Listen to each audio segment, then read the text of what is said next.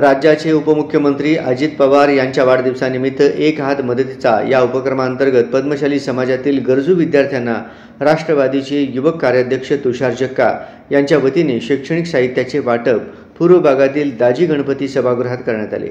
पद्मशाली समाजातील समाज बांधवांसाठी अतिशय चांगले काम तुषार जक्का करत असून त्यांच्या या उपक्रमास शुभेच्छा देतो असे कार्याध्यक्ष जुबेर बागवान म्हणाले। आपण समाजाचे देणे लागतो या उदात्त हेतूने राज्याचे कर्तव्यदक्ष उपमुख्यमंत्री अजितदादा पवार यांच्या वाढदिवसानिमित्त एक हात मदतीचा हा उपक्रम तुषार जक्का यांनी पद्मशाली समाजातील गरजू विद्यार्थ्यांसाठी राबवला। निश्चितच अशा चांगल्या कामाने समाजाकडून शुभेच्छापर आशीर्वाद तुषार जक्काच्या पाठीशी राहतील यांची खात्री मला वाटते।